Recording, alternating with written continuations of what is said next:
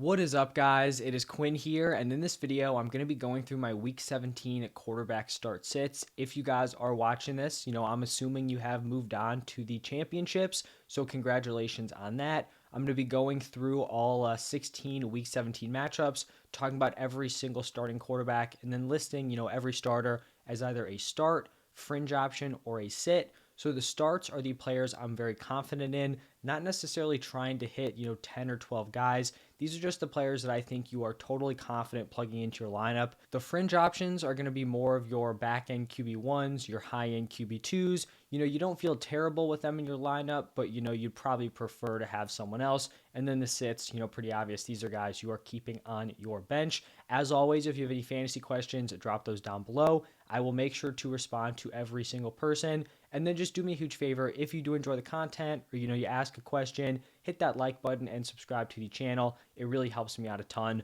But let's jump into the Thursday night game where we have the Cowboys taking on the Titans. And for the Cowboys here, we had Dak Prescott go on a little bit of a cold stretch. He was someone who I had as a fringe last week in a tough matchup going up against the Eagles defense. He really balled out. He draws a great matchup here against the Titans. And this is also an interesting spot for this Titans team where I believe they don't necessarily need to win this game. I think that division just comes down to the Week 18 game, Titans versus Jaguars. So I think this is a spot where, potentially Derrick Henry out. It looks like Ryan Tannehill's probably out for the season, or at least the regular season. This is a spot where I think the Cowboys can put up a ton of points. So I really do like Dak in this matchup.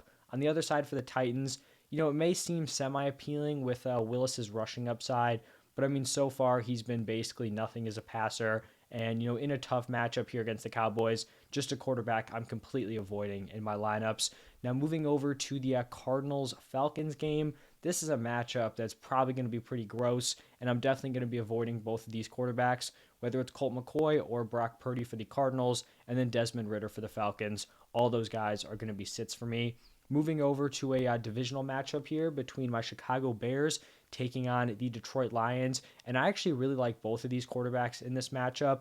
For Justin Fields, we kind of saw him have his first down game in a very long time.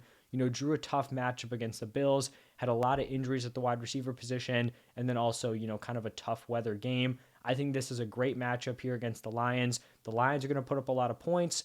So Fields is going to have to match that. They're not a super daunting defense.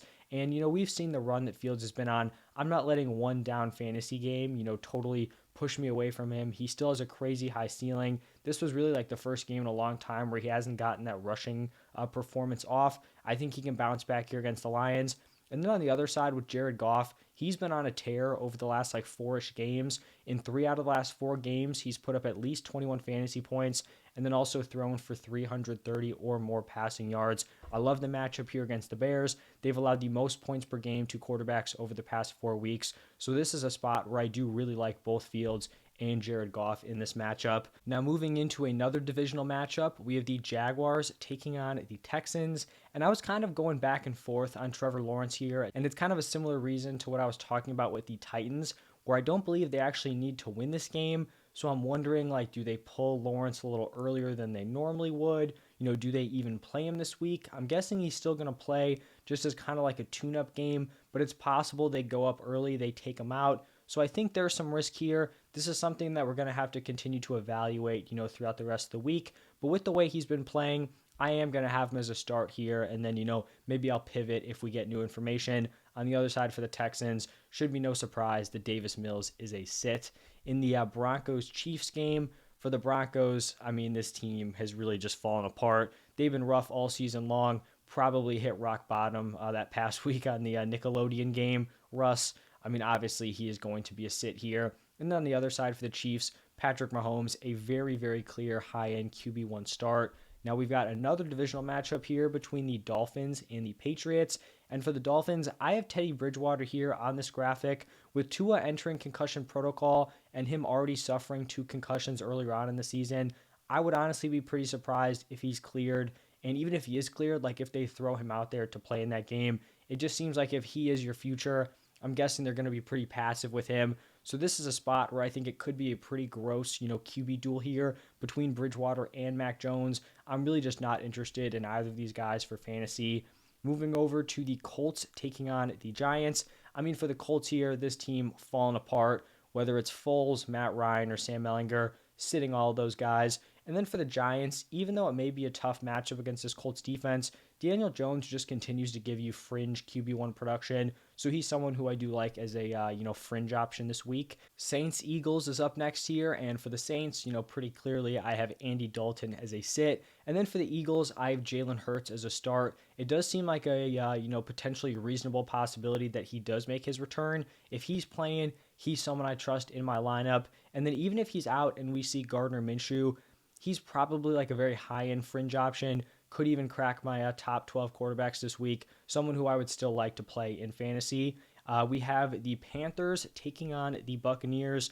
This is going to be, a chance for the Buccaneers to clinch that division, but I'm still going to be sitting both of these quarterbacks. In my opinion, this game has 20-17 written all over it. I think it's going to be a tough game to watch on both sides. We have the Panthers who really like to establish the run. It's not a great matchup here against that Bucs defense. Sam Darnold, not someone I want to be playing for fantasy. And then on the other side for Tom Brady, he really just hasn't shown a fantasy ceiling all season long. I really don't think this is on him. I think everything's kind of fallen apart around him. But I mean, for a fantasy option this week, someone who I definitely don't want in my lineup, he kind of, is able to salvage some of his performances with, his crazy fourth quarters or, sending the game to overtime. But this isn't like a smash matchup against the Panthers. And this Bucs offense just hasn't really shown me anything where I really want to have him in my lineup. So if you're in your fantasy championships in a 10, 12 team league, I would hope you have a better option than Tom Brady.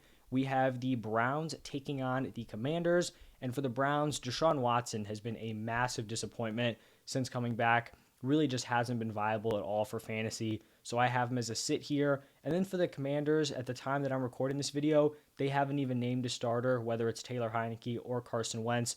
Going to be staying away from either of those guys. We have the 49ers taking on the Raiders. And I think we can continue to fire up Brock Purdy as a fringe option. He's not going to give you, a 30-point game, but he's going to give you somewhere in that 16 to 22 point area. I think he's serviceable as probably a high-end QB2 play. On the other side for the Raiders, a few weeks ago, Derek Carr was on a nice streak, had some solid 18, 19, 20-point fantasy games. He's really fallen apart over the past 3 weeks, facing a tough 49ers defense, someone who I want no part of in my lineup. Then we have a pair of fringe options here in the Jets-Seahawks matchup. For the Jets, we finally got Mike White cleared. He will be the starter for them in Week 17.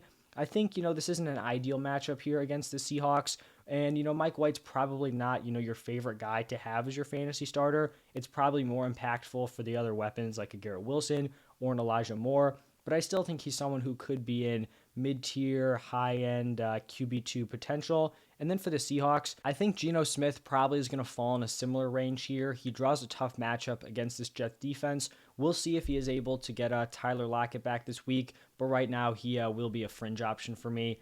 In a divisional matchup between the Vikings and the Packers, I'm rolling with Kirk Cousins as a start. Fantasy-wise, and I guess real-life NFL, he's just been on an absolute tear over the past 3 weeks. These are his fantasy numbers over those past 3 games: 25, 32.4, and then 24.2 fantasy points. This isn't really a crazy great matchup here against the Packers. They've actually been decently tough against opposing quarterbacks, but at this point, I'm just going to ride the hot hand with Kirk Cousins, and I'm just going to be buying into this Vikings offense. On the other side with the Packers, I do have Aaron Rodgers as a sit. That may be surprising to some people because, we have this storyline going around where he's leading his team to the playoffs potentially, that is in the range of outcomes. And while that is true, I think in terms of real life NFL, he's playing winning football. He's helping them win these games. In terms of fantasy production, it really hasn't led to much. He's actually scored under 14 points in each of the last 4 games, and then he hasn't even hit 20 points once this season. So even in a pretty strong matchup here against the Vikings, I still can't really rationalize starting him with just, how low his weekly floor has been, and then the lack of a ceiling all season long. Moving over to the Rams taking on the Chargers, we had Baker Mayfield coming off of this, crazy breakout from this Rams offense, and I'm still just not going to be buying in here. It kind of seems fluky. Who knows? The Chargers defense was pretty soft early on in the season. They've really kind of tightened it up as of late, so Baker is going to be a sit. And then Justin Herbert has, I think, underwhelmed this season. Even with the weapons back, he hasn't had this crazy offensive explosion. He's someone that I'm still going to be going back to the well on as a start. He may be more in that like QB6, QB7, QB8 range, but he is still someone that I would be starting with confidence heading into week 17. Then on, I believe, Monday Night Football, we have the Steelers taking on the Ravens. For the Steelers, like Kenny Pickett, just has not been fantasy relevant all season long. And then for the Ravens here, I have Lamar Jackson as a start. I kind of thought we would see him back playing week 16. It didn't happen. Hopefully we get him here in week 17, and I would be fine throwing him right into my lineup, coming off of that injury. If they're bringing him back, I assume he will be good to go. I'm assuming he'd still have, the same rushing ability and that he wouldn't be super limited. And then in the final game of the week, big time matchup here. Should be a fun game. The Bills taking on the Bengals. Not going to get too cute here. Both of these guys are very strong starts for me. So firing up Josh Allen and then firing up Joe Burrow. And that is going to wrap it up for my week 17 quarterback start sits. As always, if you enjoyed, hit that like button, subscribe to the channel. Today I'll be posting, all my start sits. So the running backs and wide receivers are definitely up by the time you're seeing this. Tight ends will be up also. And then going through my rankings over the next few days for every single fantasy position. So thank you guys again for stopping by, and I will see you in the next one.